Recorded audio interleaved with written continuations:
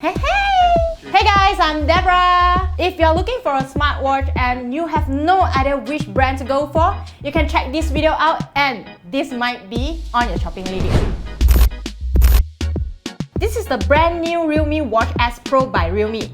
So can you see any difference from the previous model Realme Watch S? Cut the crap and unbox with me now and I'll let you know what are the differences. First, from the design, it comes with a stainless steel case and a silicone strap, weight 63.5 grams. This model is rated 5 ATM water resistant, which can stay up to 50 meters underwater, so you can bring it to swimming. But as for the previous model, it is only rated IP68, which can stand water splash or sweat, for example, jogging. But it is a no-no under water pressure. By the way, it is protected by Corning Gorilla Glass 2, so no worries that you might knock your display while working out. It looks kinda solid and light, but when I wear it on my wrist, it looks kinda bulky, so I think Realme can launch a smaller version of Watch S Pro for the people who have a small wrist. Check out the display. It has upgraded to a 1.39-inch Large AMOLED Touchscreen display from a 1.3-inch IPS LCD by comparing with the previous model. And it is supporting an always-on display. So you can see the big difference in the display because of the brightness and the color is more vivid. To save more battery life, you may also turn off the always-on display. Besides that, this smartwatch sports more than 100 watch face, so you can change it based on your mood and outfit. Personally, I think this is a big upgrade to me because I can check out all my time, workout result easier and more satisfied with it. It is powered by a 420 mAh battery and lasts up to 14 days with the heart rate monitor is on.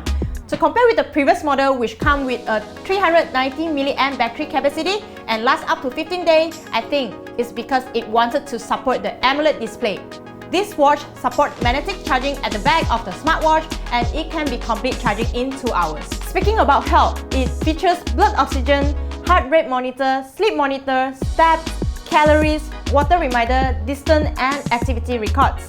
These features can allow you to plan and be more alert about your body health. As for the heart rate feature, it will detect your heart rate 24/7 by every 5 minutes. If your heart rate is higher or lower than usual, then it will send you a heart rate alarm to remind you always to be more alert on your physical health. As for the previous one, comes with 16 types of sport modes, but this only features 15 sport modes. Other than that, it still supports running, walk, cycling, hiking, swimming, basketball, rowing, and more sport.